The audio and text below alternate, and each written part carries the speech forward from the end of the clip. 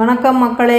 இன்றைக்கு கவிஞர் ராம பரஞ்சோதி ஐயாவின் திருக்குறள் கதைகள் நூலிலிருந்து அப்பாவின் உயில் அப்படின்ற கதையை பார்க்கலாம்.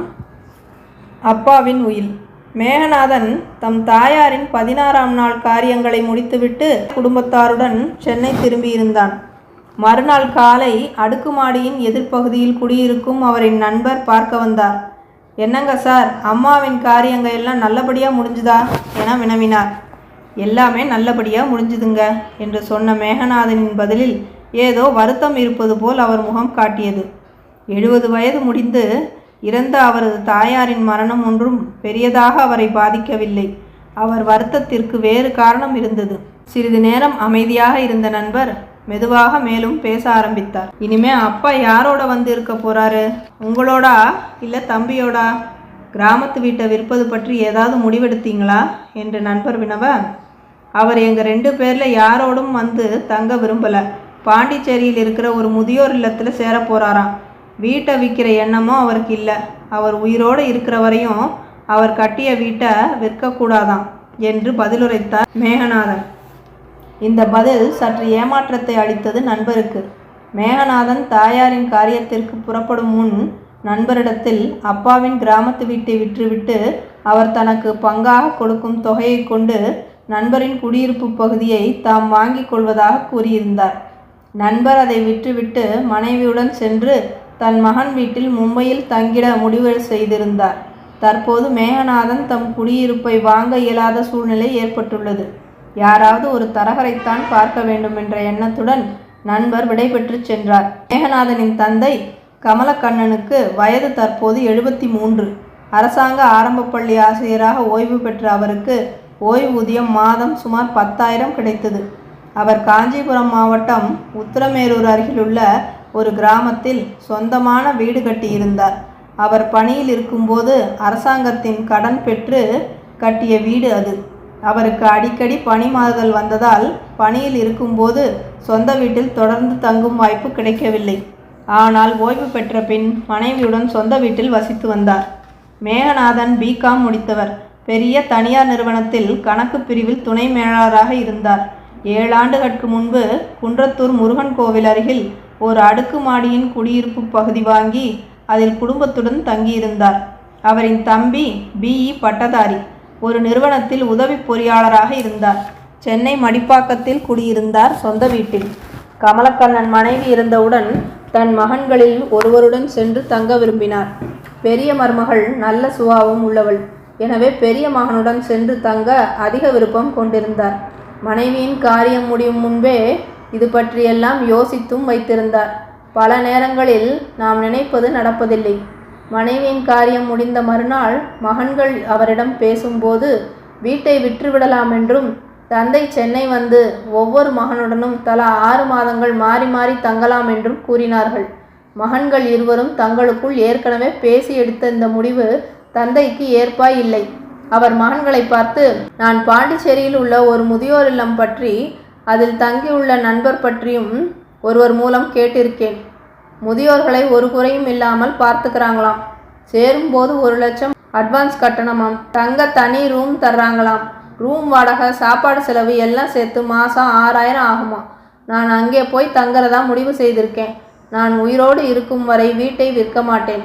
இந்த வீட்டை வாடகைக்கு விட்டுட்டு வாடகையை பெரியவன் பேருக்கு அனுப்ப ஏற்பாடு செய்கிறேன். அதை 2 பேரும் எடுத்துக்கோங்க.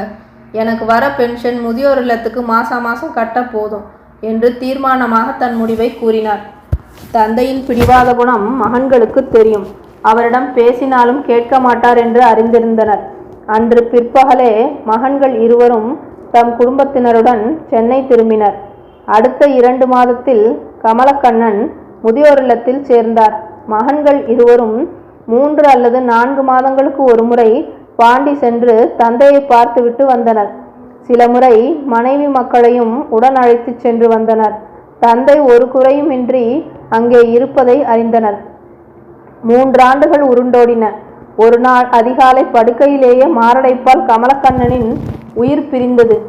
இத்துயரச் செய்தி மகன்கள் இருவருக்கும் தொலைபேசியில் தெரிவிக்கப்பட்டது. இருவரும் குடும்பத்துடன் பாண்டி விரைந்தனர். செல்லும் முன்பு நெருங்கிய உறவினர்களில் தொலைபேசிகள் அலைபேசிகள் செய்யும் உதவி மகத்தானது. கமலக்கண்ணனின் உறவினர்கள் நண்பர்கள் என்று சுமார் 30 பேர் பாண்டி வந்தனர். பெரியவரின் உடலை பாண்டியிலேயே எரிக்க முடிவு செய்யப்பட்டது.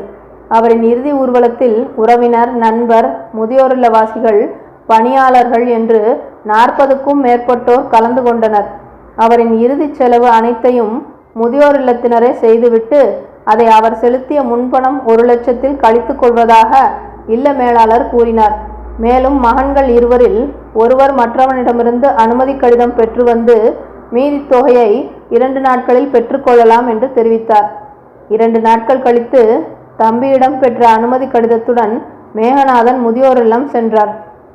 அவர்கள் கொடுத்த ரூபாய் 80,100க்கான காசோலையை பெற்றுக்கொண்டு சென்னை திரும்பினார். தந்தையின் இறப்புச் சான்றை சம்பந்தப்பட்ட அதிகாரியிடம் விரைவில் பெற்று தமக்கு அஞ்சலில் அனுப்புமாறு மேலாளரிடம் தெரிவித்துவிட்டும் வந்தார். அடுத்த வாரம் ஞாயிறன்று மேகநாதன் வீட்டிற்கு தம்பி வந்திருந்தார்.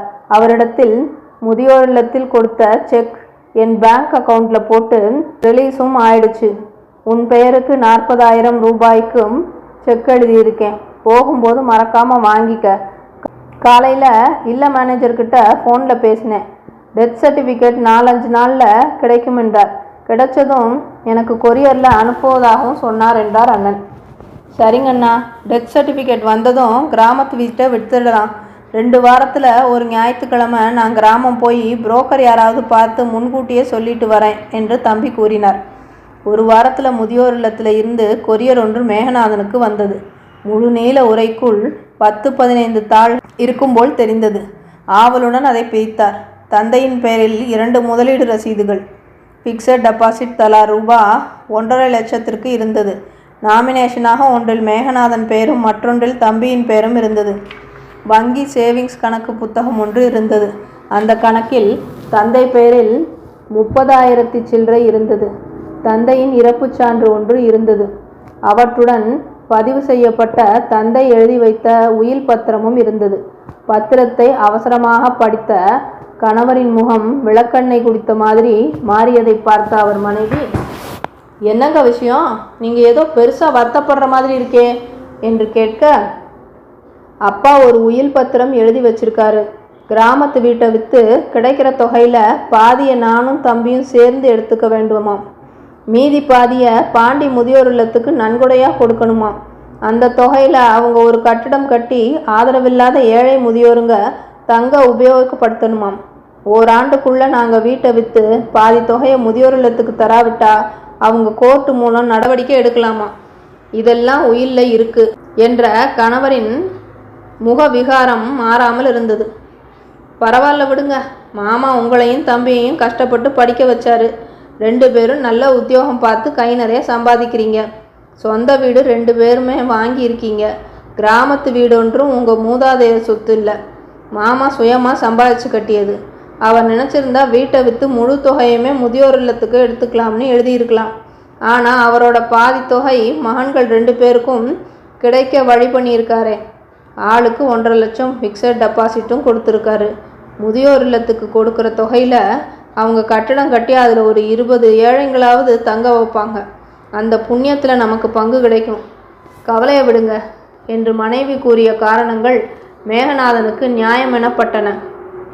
கமலக்கண்ணன் போன்று 1000-ல் ஒருவருக்கு ஏழைகளுக்கு உதவும் எண்ணம் வந்தாலும் நாட்டில் ஏழைகளின் துன்பம் குறையுமே.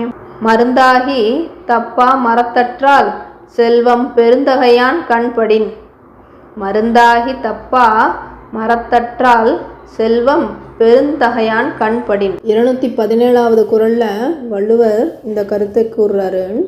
மருந்தாக பயன்படும் மூலிகை மரம் பலருக்கு பயன் தருவது போல மற்றவர்க்கு உதவும் பெருந்தன்மையான குணம் உள்ளவரின் செல்வமும் பயன்படும் என்கிறார் வள்ளுவர். கமலக்கண்ணன் அவர்களின் செல்வம் வள்ளுவரின் இக்குறளுக்கு பலருக்கு பயன்படுவதாய் காண முடிகிறது. நன்றி. மீண்டும் வேறு ஒரு குறளுடனும் கதையுடனும் உங்களை சந்திக்கின்றேன்.